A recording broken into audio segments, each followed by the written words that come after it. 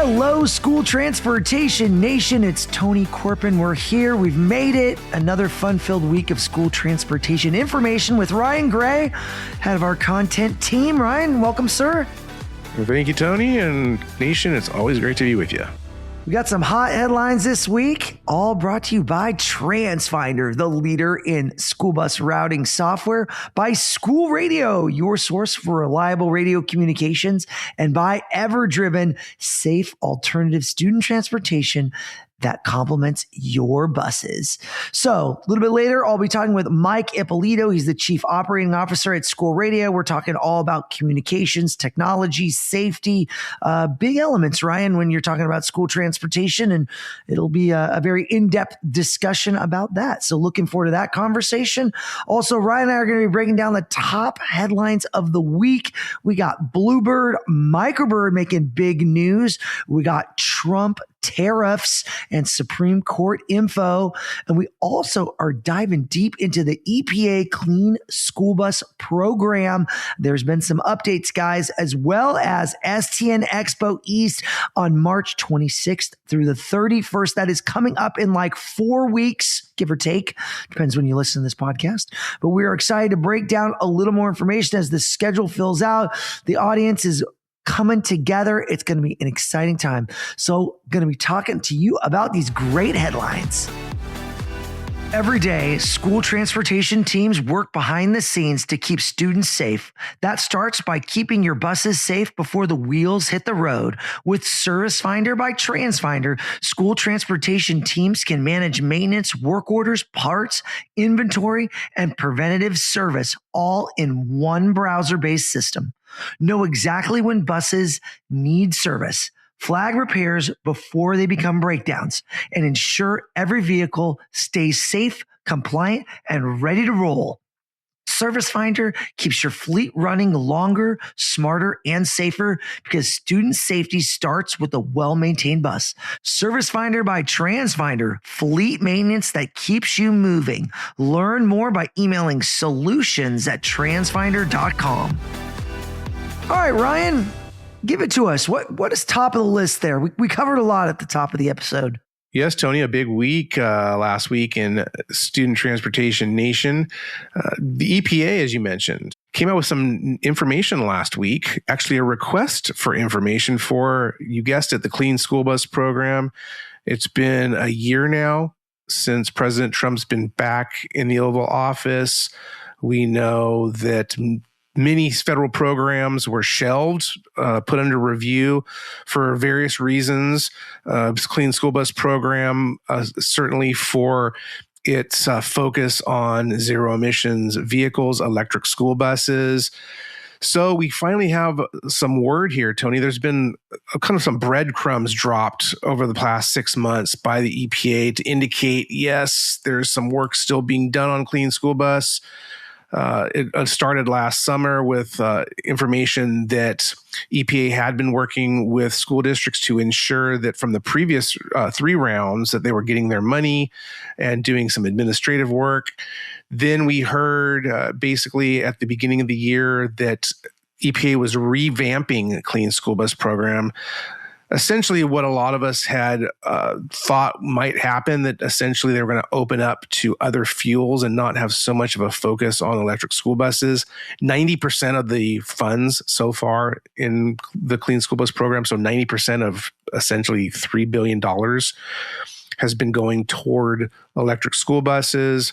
So EPA came out with this RFI last week. And Tony, a lot of talk about biodiesel, renewable diesel, opening that up. So we know that tons of folks have been using biodiesel for a long time. That's a blend, of course. It's not to be confused with renewable diesel. So it's a different process. Renewable diesel is very closely related to petroleum diesel, but it's made with feedstock and waste oils and whatnot, similar to biodiesel. That's why there's some confusion sometimes, but it's a different process, basically how it is developed. But anyway, this renewed look at what is basically a bread and butter for the industry. So that's got to have a lot of people excited at that prospect. Again, this is a request for information. EPA is asking for a whole bunch of things, and you can read the article at stnonline.com. But essentially, they want to know how biodiesel and renewable diesel are used. They want to know from the industry how available are alternative fuels. And what was kind of interesting to me was it indicates that there's probably a lack of knowledge to a certain degree in the current EPA of the school bus industry, because it mentions opening it up, the funds to LNG, liquefied natural gas, which is not propane, that's LPG, but liquefied natural gas, which doesn't exist in the marketplace. It references CNG again, which currently does not exist in the marketplace, and hydrogen, which we know definitely does not exist in the marketplace. So it's referencing the IIJA, the federal law, also known as the bipartisan bill that was passed that really created the Clean School Bus Program, and it references those fuels, kind of a catch-all. So I think that's basically kind of an administrative thing that EPA just needs to get past. It mentions E85 flex fuel. But what really jumped out to me was, again, the biodiesel and the renewable diesel. So that is actually that RFI public comment is open. You can head over to stnonline.com again, and you can find that link to make your comments. It's going to be open for the next month and a half or so. And then we still have this $2 billion that needs to be spent, right, Tony? Yeah, so it's supposed to be through fiscal year 2026, which, if it's going to be this big, dropping of $2 billion all at once, we'll have to kind of see how that plays out. We're on the clock, Ryan. We're on the clock. Exactly. It expires at midnight on December 31st, 2026. So we need to get these funds out there.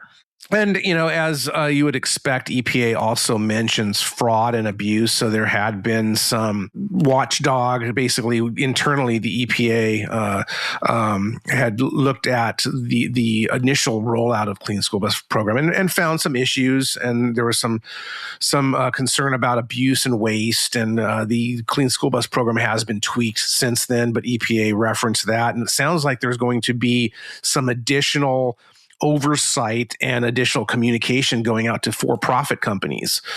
So EPA mentions that they are looking at the program and trying to ensure that there's no misuse of funds, that compliance is hitting where it needs to hit, that it basically improves accountability. So you can, again, read more of the details at our article at stnonline.com. But indicates, Tony, that something's going to happen somewhat soon. So that's... I like the signaling. At least it's signaling. I mean, I think that we were all kind of like, is this program dead? I know the EPA updated their website a few months ago. They had kind of an informational webinar that we were like, oh, we're so excited. Like, they're going to come out and say something. Why would they host a webinar?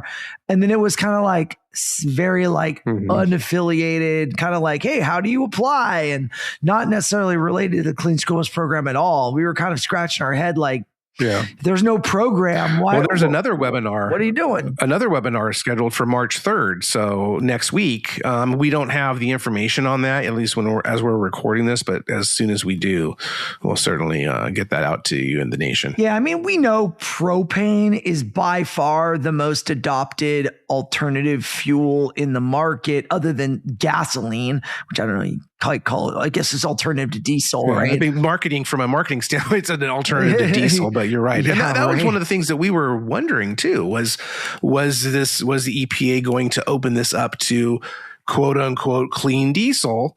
And in a way they have. I mean, you have the biodiesel blends. Now they're talking about B20, and I know that there's up to B100 available. I believe there's only one operator out there, Cook Illinois Corporation, which we talked about last week, now under the First Student umbrella, that was operating a little bit of B100, but we've seen some of that in the trucking world, but with renewable diesel. So I guess that would be your diesel tie-in right there. So we were correct in that assumption.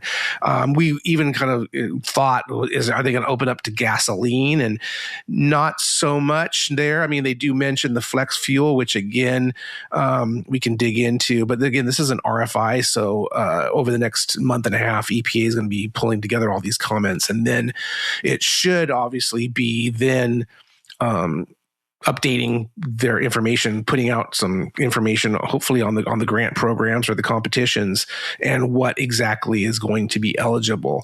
But certainly with propane, as you mentioned, it does mention propane in there, and we know that propane essentially, if electric school buses got 90% of the $3 billion so far, that propane got basically, we'll call it 9.5% probably of the rest of the funds, because there was a few awards out there for CNG, but again, there's no CNG available, a newly manufactured school bus. And propane is only available from Bluebird. And Bluebird can only make so many propanes a year. They obviously have a big operation on the electric school bus side as well, and they also have gasoline and diesel. So it will be interesting, though, to see how EPA takes this information and what they do with it, and how this next round of competition or rebate or whatever form it is, what that looks like.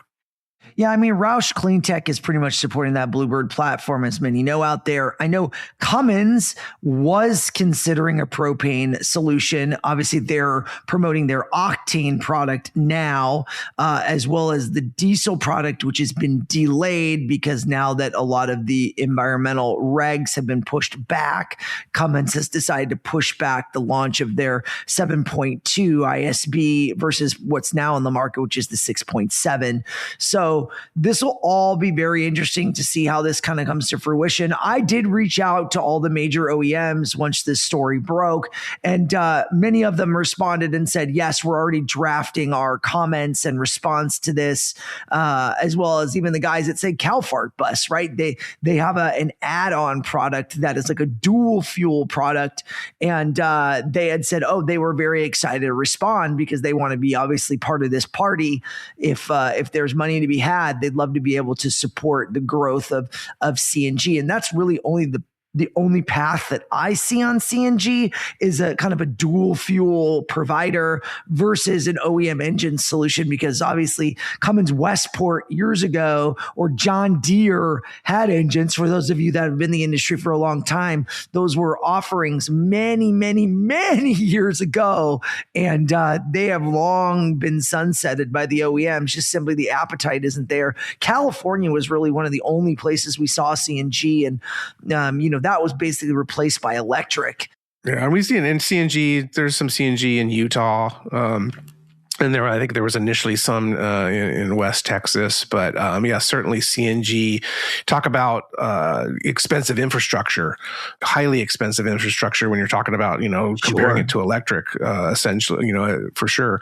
But you're right. It's looking at the pathway forward. Certainly, we're going to have electric, and we're going to have electric more and more. The conversation is in those states where there's the appetite for it, like you mentioned. It's about that appetite. Yeah. New York, California, Maryland. Maryland's got another, pilot project that they're launching over $11 million, and which, that's 20 buses, 21 or 22 buses that it's going to be. So again, but we're seeing electric's going to be in those states that have prioritized electric. Other places are going to be looking for other alternatives.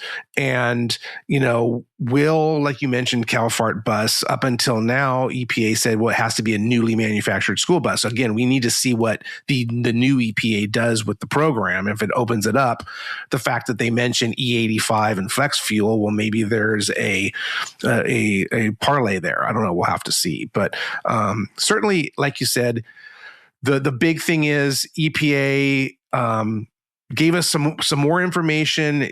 Clean School Bus program is alive, and hopefully very soon we'll get some details on what this final round or final rounds look like. Yeah. Also, some exciting news we got last week with Microbird in Canada. up in the Quebec area of Drummondville. They were a joint venture with Bluebird, and Bluebird announced that they would be acquiring the other 50% of Microbird. So they owned 50% and they were acquiring the additional 50%. So that was just announced. Big news there. I'd reached out to some different folks just to find out more because it's Microbird by Girardin. I would just assume that the Girardin would be dropped. It will be just straight Microbird going forward under the Bluebird flag. And then we'll see definitely how that affects the people. I did see in the press release that they would be acquiring their new facility that they just put in New York, which was that Nova Bus facility that they had, I think, gone bankrupt. And Steve Girardin and his team went down there and kind of were able to save the town and get that bus plant up and running in record time, producing Microbirds. And now Bluebird's going to come in and assume ownership of that facility. You have more details on that, Ryan? Yeah, so basically I did confirm with Bluebird last week that Microbird president Eric Boulay and his management team are continuing to oversee day-to-day operations. So of course, previously they were really employees of Girardin, so it looks like they are now moving under the Bluebird flag. And you're right, with that Plattsburgh, New York facility, that was really a very heady move that they made ahead of all these tariffs. And I know we're going to talk about tariffs in a little bit, but with all of that Buy America, right? And we'll talk about, of course, the other big news last week, the Supreme Court telling the Trump administration that it could not enforce its tariffs, but still, there's going to be something at play there. So, with Buy America and the fact that Microbirds are now built in the U.S. and now that Bluebird owns them, certainly a USA product. But very big news. I mean, and it's a little bit of history lesson for any of the nation out there. And this is in my article at stnonline.com. But the Microbird brand wasn't originally a Bluebird brand, solely a Bluebird brand dating back to 1975. And so, of course, there's been that relationship with Girardin since the 1990s, 1992 to be exact, and then they've updated that to that most recent joint venture from 2009, which created Microbird Inc.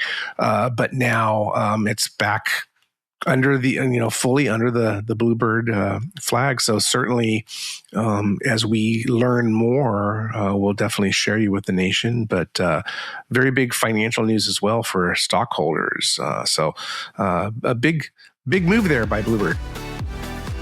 Hey guys, when school buses can't meet every student's needs, Everdriven can help. Everdriven provides safe, small vehicle student transportation that works alongside district bus fleets, supporting students who need specialized routes or more flexible solutions, including special education, foster care, and McKinney-Vento students. With vetted drivers nationwide and real-time technology, Everdriven helps students arrive safely, reliably, and on time, helping districts reduce absenteeism. Learn more at everdriven.com. That's everdriven.com. All right, Ryan. So you touched on it before the break there was Trump tariffs. So obviously the tariffs have been top of the media. What's it all mean? Because I've been hearing reports that they're saying, oh, well, if they can't do tariffs, then guess what? They're going to do import taxes instead. So there seems to be still some other levers that Trump can pull. Absolutely. And that's what I've read. So when this news broke Friday morning, that was one of the first things that I saw in reading up on it, that the Trump administration and Trump himself have already been signaling that if this decision came down against their favor, that they had other tricks up their sleeve, I think, as I put it to you the other day. But certainly there's going to be other items, because one of the things that you have to realize is, I think I saw a number of there's been $250 billion that Customs and Border Patrol have obtained or received. And not all of it is tied to the tariffs, but certainly at least half of that. And do we have to now pay that back? And so I have seen some commentary from an economic standpoint that this news could be disastrous. And again, there's a lot of hyperbole being thrown around. But you're right, Tony. Trump has said that, aside from taking it as a personal affront to him if the Supreme Court ruled, against his tariffs, that there was other means. And I know his administration has said that as well. So I'm sure we'll be seeing a lot more unfold in the coming days around tariffs, or, like you said, import taxes, or however they're going to go out and try to still enforce this attempt to basically balance the trade deficit. Yeah, it'll be curious to see. I know a lot of the major OEMs have reached out and talked to me over the last, year about what the tariffs really mean to them, and passing those expenses on to school transportation operators. And, it's tough because it's been a bit of a variable guessing game, especially when you're sourcing parts from all over the world. One part could be up 30%, another part could be 10%, 20%, right? It's hard to kind of compartmentalize all those little bits into one tariff as a line item on an invoice. And if you're a school district and you're trying to plan from a budget perspective, all of a sudden you get an unexpected 15% increase in the cost of a vehicle. Now, granted, if that vehicle is $100,000, you get another $15,000, and now you're buying 100 of them. Well, 1.5 million ends up being a pretty big number, right? So I think these are all kind of the challenges in this new normal that we've seen from OEM dealer relationships with school districts. Now, it seems to people have adapted, right? It's not isolated to one person, but definitely will be interesting to see if they walk back the tariffs or they refund the tariffs. Well, that just sounds like an administrative nightmare. So who knows? We'll let the government sort out those things, but feels like that could shift things greatly if that happened.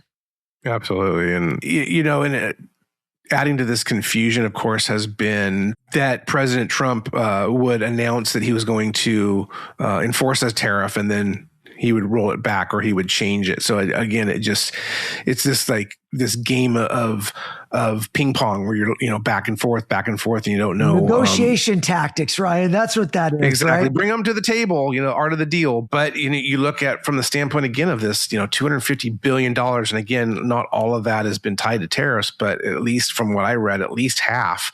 That's a lot of money. And, so did they work? We see a lot of headwinds right now in the stock market. I mean, it's with technology and AI, there have been some dips recently, but the jury's still out on the effectiveness of these tariffs. And, again, some of the economic indicators we've seen, and we know that a lot of these estimates, they end up getting updated or changed as we move forward. But looking at, the jobs report, for example, their spending is still up across the economy. Americans are still buying. They're still, they're still putting things on their credit cards.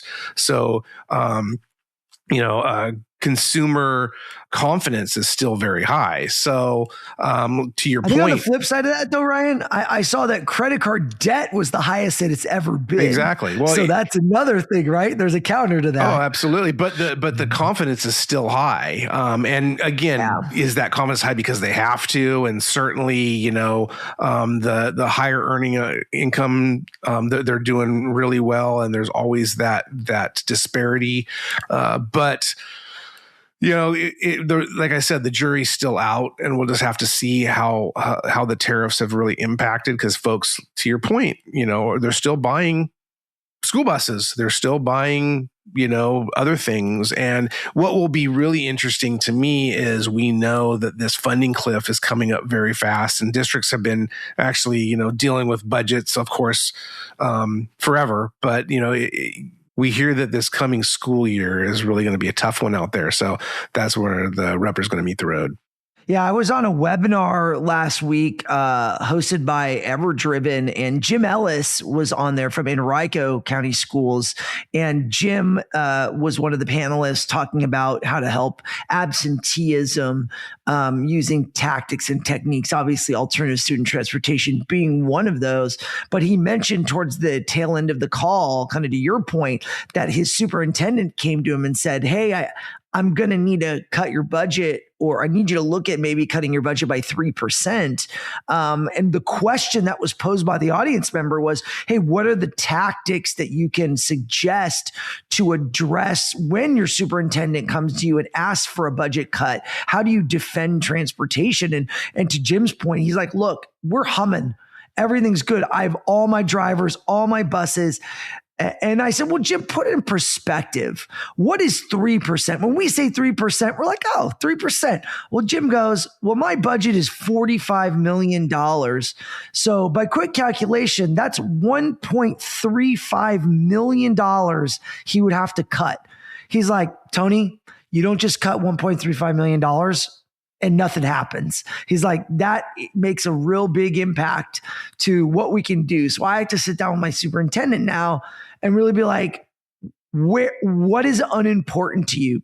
Do you want to transport less kids? Do you want to let staff go?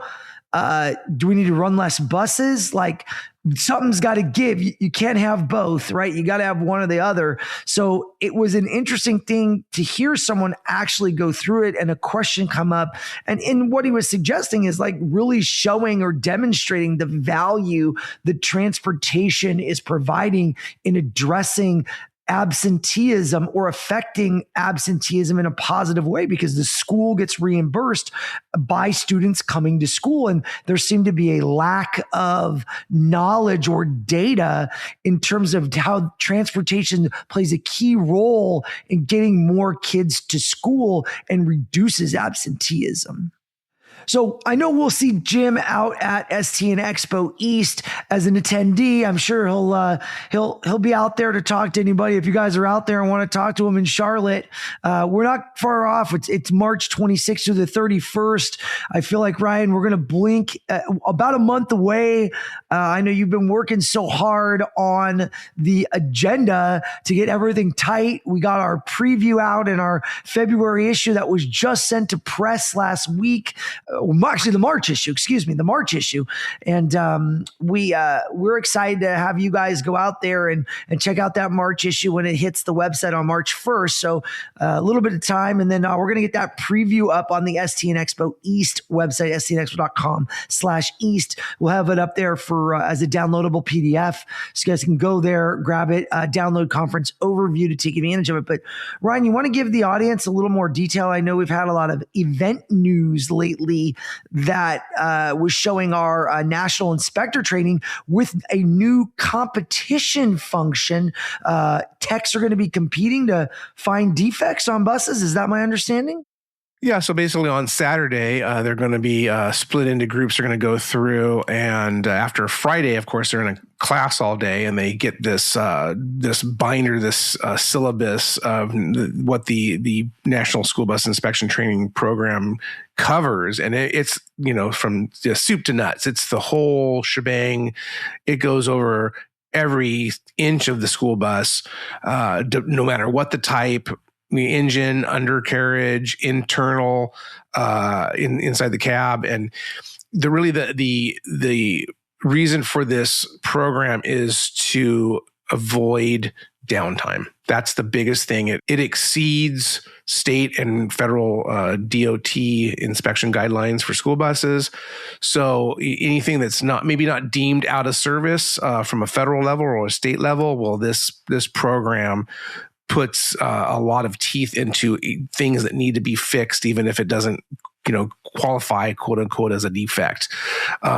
So yes, they're going to be out on Friday in, looking at the syllabus. They're taking an exam. Then Saturday, they're going to go out there. They're going to go through an inspection with the instructors, and then they're going to be turned loose.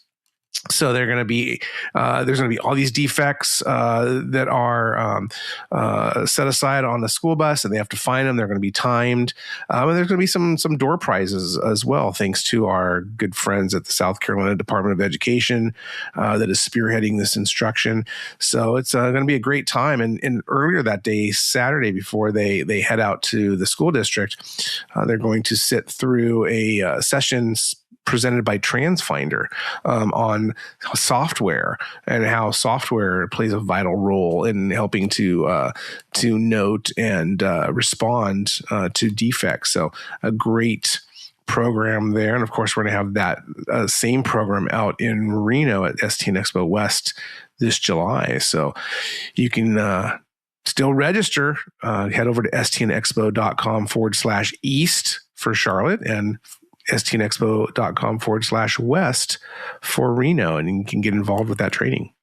Yeah, one other thing I want to bring up, Ryan, that we didn't talk about was the NTSB providing an investigation updates session on our closing general session. I just feel like there's been a lot of accidents lately, and obviously you've written a bit about some of the data that came out of California with the seatbelt study.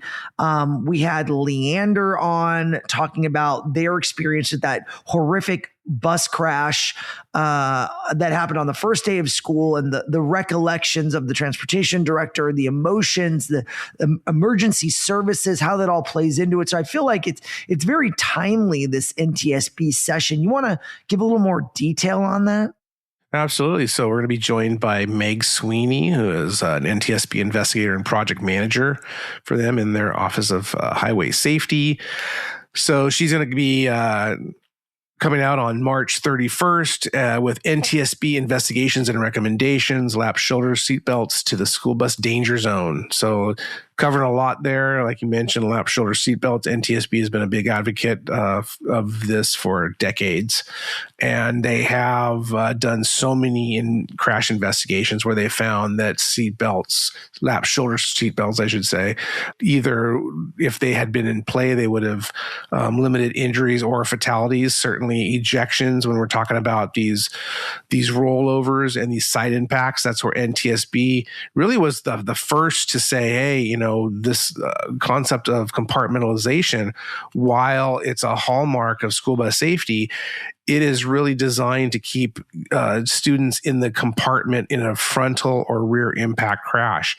But so oftentimes we see a side impact, a school bus rollover, and that compartmentalization is no longer in effect because there's nothing on the sides at the aisle to keep children from flying across the aisle, doesn't keep them from flying up, hitting the roof of the bus. So sliding down underneath seats. So certainly, they are the foremost experts on safety impact during crashes. They've also, over the last several years, been expanding their look when it comes to school buses to danger zone crashes, incidents where students are struck by vehicles because they ignore or don't see, or whatever the case might be, blow past the stop arm and the flashing red lights. So they've done investigations.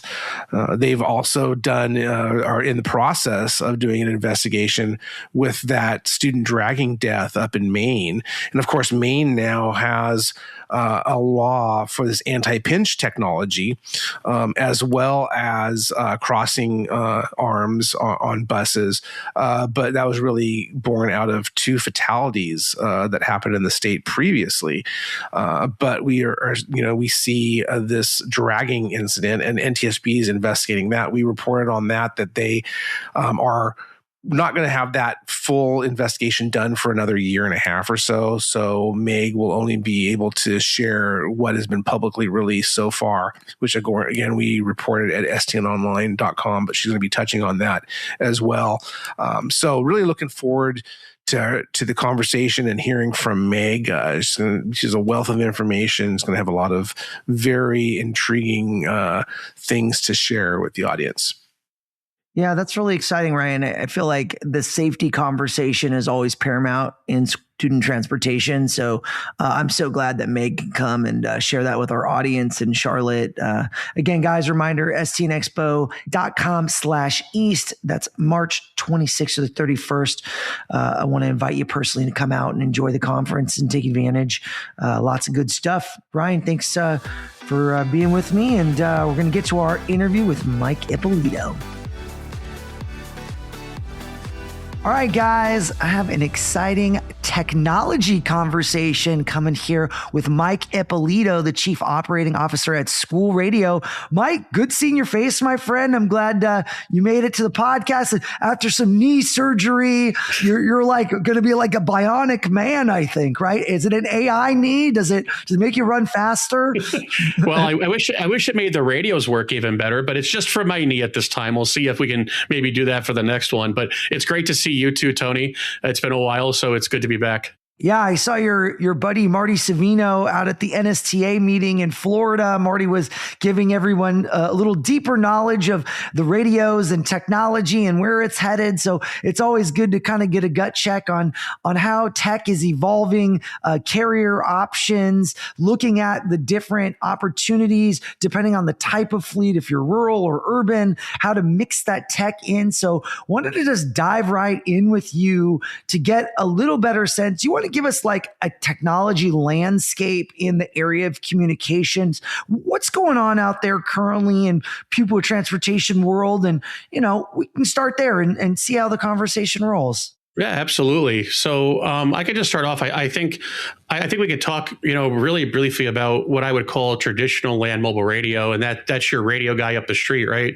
That's selling you your traditional radios you're used to seeing in your buses, your transportation vehicles, and the reality is, over the past, I would say, 5 to 7 years, we started to slowly see this shift, and it's ramping up faster and faster, where we're looking at now broadband push to talk, which is what we specialize in school radio. You might hear words bandied around like push to talk over cellular, broadband PTT is another one, and there's a lot of flavors out there that handle that. And honestly, we believe, and we wouldn't be in this business if we didn't believe this, that this is the future of communications. Whether it's for your delivery guy up the street, whether it's for your school buses, or dare I say, and don't tell the public safety guys this, for them as well. It's all heading in that direction. So, getting in on the floor here is really getting in the ground floor of a new technology. And even though we've been doing this now for, like I said, close to 7 years and pushing this, we're still learning a lot and we're still innovating a lot. And we're going to continue to do that. Last year we launched what we call our multi-carrier SIM card, where we were able to negotiate contracts to provide on one SIM access to multiple carriers. So it's great as a solution, especially if you're in some of those rural areas where there's overlapping coverage or possibly even gaps in coverage from one carrier to the other, to be able to have those devices switch somewhere else to maintain continuity. Or even in the case of, even in a more urban environment, if a carrier goes down completely, it's not unheard of for that to happen. And we've seen it happen. And then the radios are able to switch and keep your operations up and running, especially those critical ones. And in our case, for student transportation and school buses. So I think that's definitely a part that we were proud of. When we launched that, it has definitely solved some of our coverage gaps and our problems. But we're always looking ahead at what the next thing is. So we'll see where that goes. Yeah, so let's back that up for a minute. So when you talk about a multi-SIM carrier, kind of to bring it down to the transportation level, so if I'm a rural operation, maybe with 50 buses or less, which is probably a lot of people out there, what if I had like a physical radio network with like antennas? Like, my local radio provider put up an antenna thing. We paid for it. It's been there for a very long time. What's the life cycle of stuff like that? I mean, I can imagine in the world of technology, as school transportation news goes, I feel like technology evolves every 6 months. And a lot of these radio networks were put up 20, 30 years ago. I mean, what does that look like? Is that just becoming so antiquated that people are just like putting Band-Aids on it to keep it going? Like, what's that look like in the marketplace? It is, and it's not just, a lot of it is the technology itself. So at its cost of maintenance, cost of keeping it up and running, not only for the actual infrastructure itself, but for the subscriber units that you have in your vehicles. So you're putting up, if you're trying to cover a large rural area, possibly multiple repeater systems, multiple antennas, you have tower contracts, you're networking between the sites to keep everything running. And then it's the maintenance, the drive time to keep those sites up and running, and the cost and expense and the knowledge to do all that.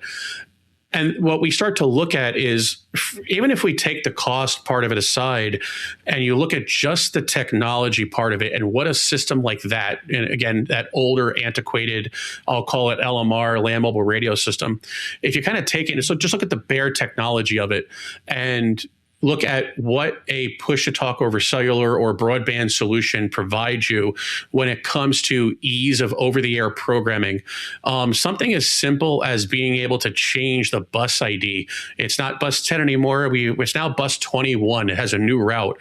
Being able to go into a server system and change that without having to send a technician out and the cost involved in that. That translates then into GPS tracking. We can do that a lot easier.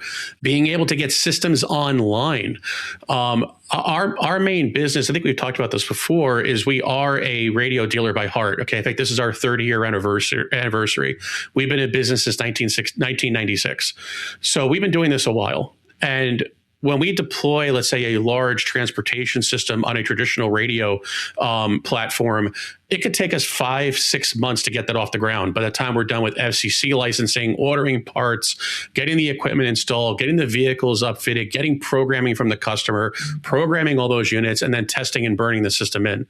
With these new systems like we're selling for school radio, I can do that entire process in a couple days if the customer needed it and get it up and running and operational. So when you're talking about safety concerns and making sure that these buses have the proper communication, we're no longer talking about months with a project and deadlines and, trying to get the FCC involved and proper licensing. We just program the radios and get them put in at a much lower cost.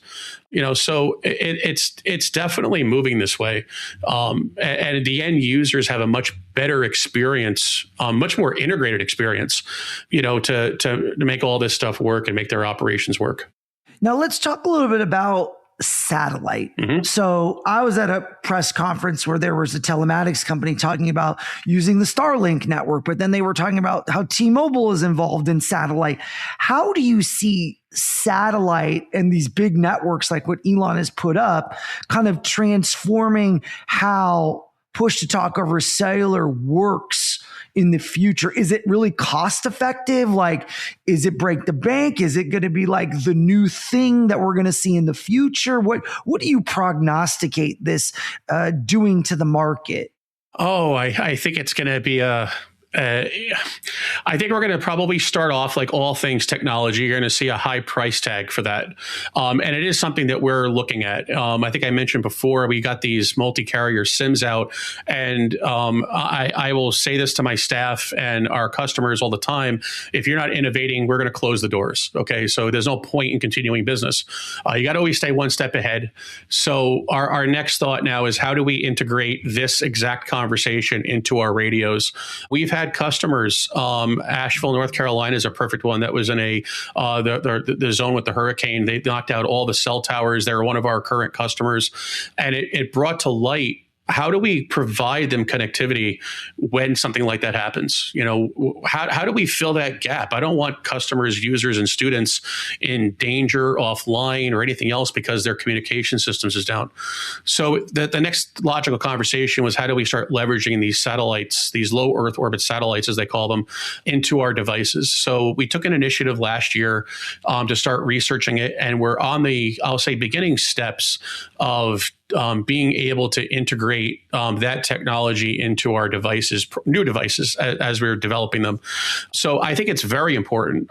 So important that I do believe that at some point we will start seeing traditional cell towers, kind of like we were just talking about traditional land mobile radio systems. Everything has a beginning and an end. I think we will eventually start seeing those transitioning away, and more broadband satellite communications happening. It just makes sense. It's more cost effective. I think we have to get over some of the bandwidth hurdles, with streaming video and stuff like that. But luckily with our product, or with push to talk over cellular in general, normally we're dealing with such small amounts of data. We're almost perfectly positioned to leverage that technology today as the devices become capable. So I think the bottom line, the short answer is, it's going to be extremely integral over the next couple of years. As we watch that technology grow and really mature, and like everything else, it'll probably come with a price tag in the beginning. And as it becomes more streamlined and more prevalent, we'll see that drop, just by natural market. So, we'll see what happens, but I'm actually really excited about it because it's going to allow us to provide a service to our customers that we can't do today, and a level of connectivity that nobody has experienced before. Yeah, to me, it becomes a very interesting conversation. I think you painted the perfect picture, because when you look at a situation or a catastrophe like what happened in North Carolina, where they had so many things happening, it becomes almost a necessity to have clear communication with emergency services in those situations. Where are the buses? Where are the kids? Now, granted, there was enough advance notice that they shut things down. But as we both know, a lot of times school buses get activated in response to these emergencies, because it's the largest fleet that's on the ground that's organized. We've seen it in Katrina. We've seen it, in Texas when there was a large hurricane. We've seen it in a lot of different areas. I think you guys even gave an example. Palatine, was it 211? Is that the school in Chicago? Palatine. I think that there was an emergency that had occurred where there was like an active shooter and the school shut down, and they needed like emergency connectivity. Like, really, like, if your communications fail you during an emergency situation, and no one knows when an emergency is going to happen, but you need the tech to work when the situation arises, correct?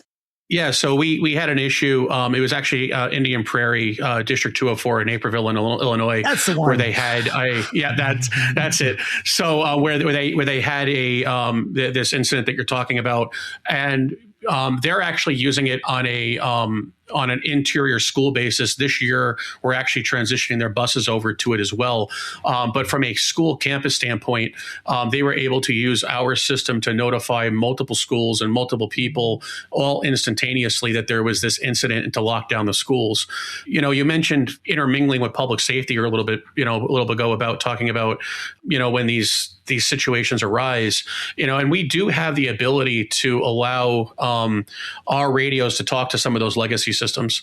So there is a lot of flexibility as a transportation director, as a student administrator, to leverage this new technology and these new systems while working hand in hand with current older technologies and making them blend together. So you can give one of these radios or access to your system to your local police or fire department, so they're aware immediately as well that there is a situation going on.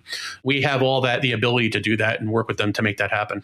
Now, some years ago, AT&T came out with a product called FirstNet, which they came on and kind of blitzed the market with, and have subsequently kind of not really promoted it much. But I know it is a topic of conversation, where there was a band that was created specifically for emergency services, but school buses can take advantage of that. Do you want to talk a little bit about, if someone's considering that versus other options? What are the differences? Can they get that through you? What does that look like? Yeah, so we can definitely provide FirstNet connectivity, and you're referring to the Public Safety First Responders Network that AT&T manages for the federal government. Our radios do have the band that's needed in them. We can provide FirstNet service, and schools are eligible. They're considered what AT&T calls extended primary users. So that kind of dovetails back into what you said before about schools and student transportation assisting in case of disasters and stuff. Because those buses could be called in, they're eligible for that. So it does give priority access to the carrier's system. So you're not butting up against all the moms and dads trying to get on their cell phones to call to see if their kids are okay. It gives you that priority pipeline to get into the system. It runs hand in hand with our other products. It really comes down to a couple things. How strong is AT&T in your area, your operating area? Do you want that prioritized level of service for your school buses? Is that something that maybe even your county government, police, fire is using, and you want to be part of that?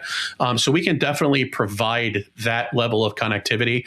And you have to kind of weigh some of these things. Like I mentioned before, we have these multi-carrier SIM cards.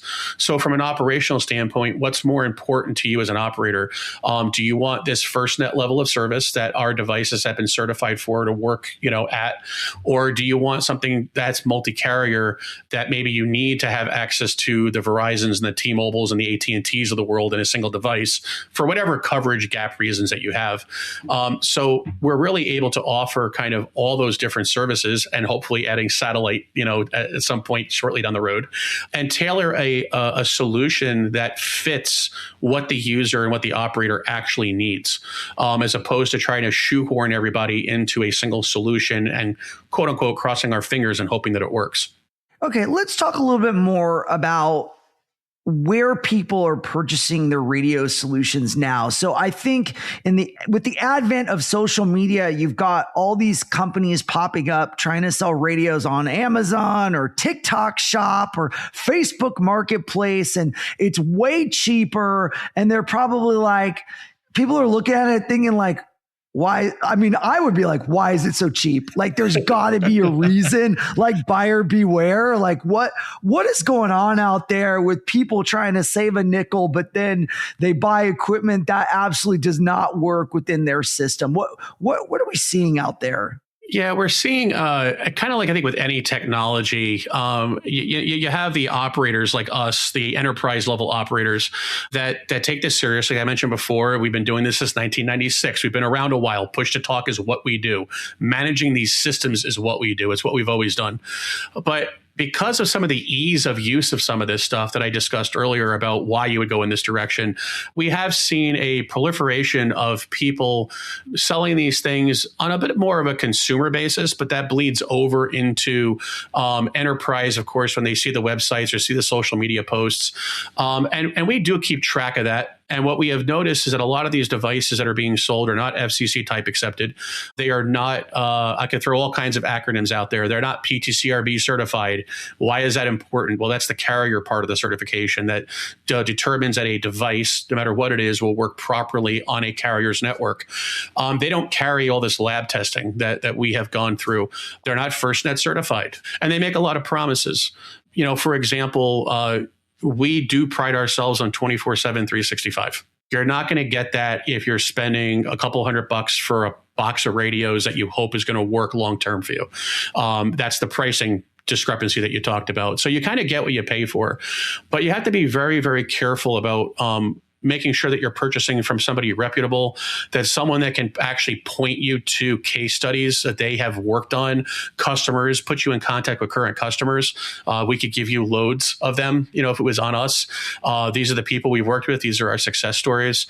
And not always just worry about what the bottom line is, because there's a lot more that goes into this than just handing you a device and saying, good luck, here you are, have a good time with it. And like I said, a lot of that comes down to what the device certifications are, who's operating on the back end. I'll even throw out there where some of the servers are for these systems. So if you're shopping around, don't be afraid to ask your potential provider, where are your servers located for this stuff? I know they're in the cloud. Where physically are they? Can you show me where they are? Can I see the certifications for your devices? Can you explain to me what your service level agreements look like? What is your level of, if I have a problem at 5 a.m., am I going to get somebody on a phone and have them solve that problem for me, or let me know what's going on? And all that stuff comes at a cost, an added cost. And that's kind of what we do. So look, I consider ourselves very separate from the people doing that on the consumer end, but we're also aware, because we've had people inquire, that it does exist.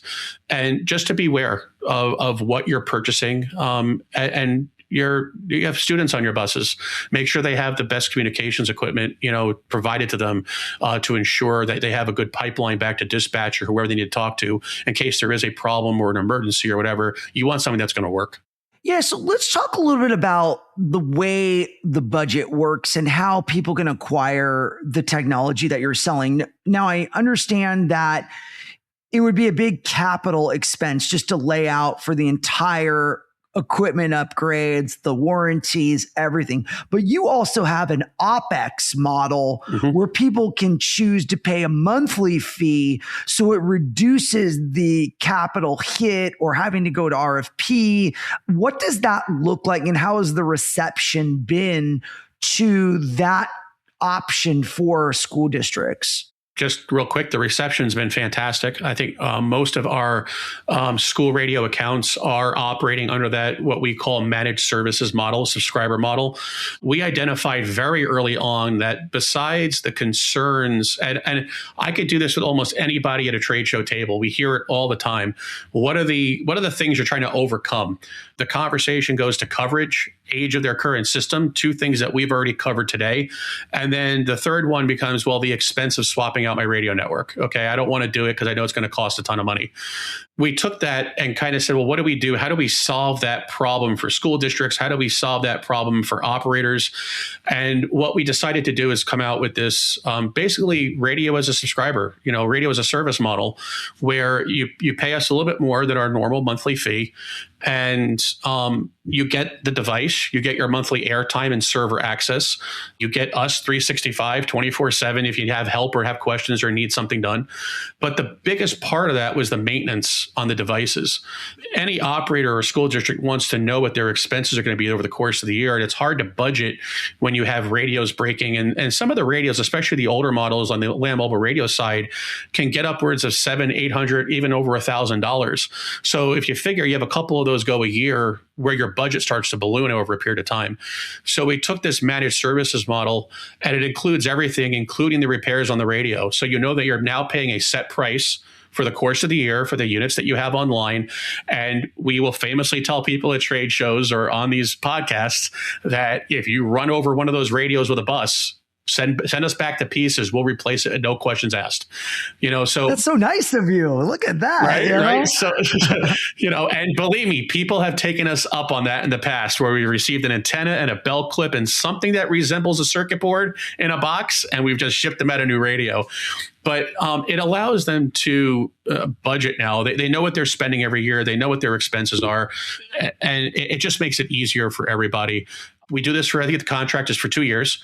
And then they have the option to either buy out that equipment at the end of that contract, or they can keep going. And the program just continues. They can keep telling us, hey, I broke this, or I did this, I need a new unit. And we just keep swapping them out as they keep going. And of course, we have traditional models as well. If customers want to just buy the equipment up front, we have that pricing available with the monthly rates. So that's available too, if you want to leverage that. But we do find that people like the managed services. It's just easy. No questions asked. Here's your cost. And they know everything's taken care of. Well, Mike, it's been a very informative conversation. I really appreciate you sharing your knowledge with us today. The audience, I think, is probably really percolating on these ideas to say, like, hey, how old is my system? What are my carrier options? What are the safety considerations?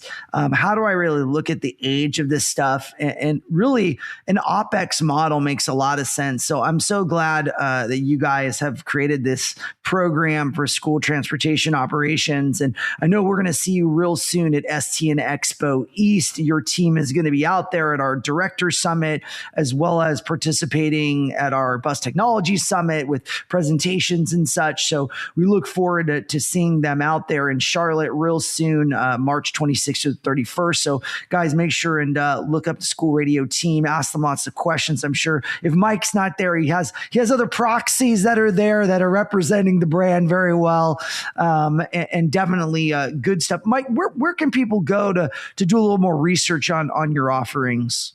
They can easily go to our website. So it's just www.school-radio.com. There's a contact form on there. Just fill it out and we'll get back to you usually next day. Someone will reach out to you. Someone from my team will reach out and see what you need. It takes 2 seconds to do, but our product is on there. The description of our programs is on there. It's probably the easiest way to get a hold of us. So I would encourage people to go on there and take a look at our services and products. Mike Ippolito, it's School Radio. Appreciate you, my friend. Thank you, Tony. I appreciate it. A special thanks to Mike, Ryan Gray, my co-host. Great information and thoughts this week on the headlines. I want to thank our sponsors, TransFinder, School Radio, and Everdriven. This couldn't be done without our sponsors. So make sure, reach out to them, let them know you heard about them on the STN podcast and that you appreciate their support of everything that we're doing to bring the latest and greatest in school transportation information to you nation every week without fail. You guys can go to stnonline.com for all the latest news and analysis on school transportation and everything happening. Ryan's got great stories up, as well as our entire team. Our editorial team works tirelessly to get up the content for you guys to be informed, to make great decisions so your operations improve safety, efficiency. We thank you for listening, nation. Don't forget, this podcast can be found on Apple Podcasts, Spotify, wherever you listen to pods. And nations, please subscribe. We can't do it without you. Make sure you hit that subscribe button. It helps us bring this great content to you right on your mobile device or on your desktop at home. So subscribe to the STN podcast so you can get every episode every week as we come to you, nation. We love you. We'll see you next week.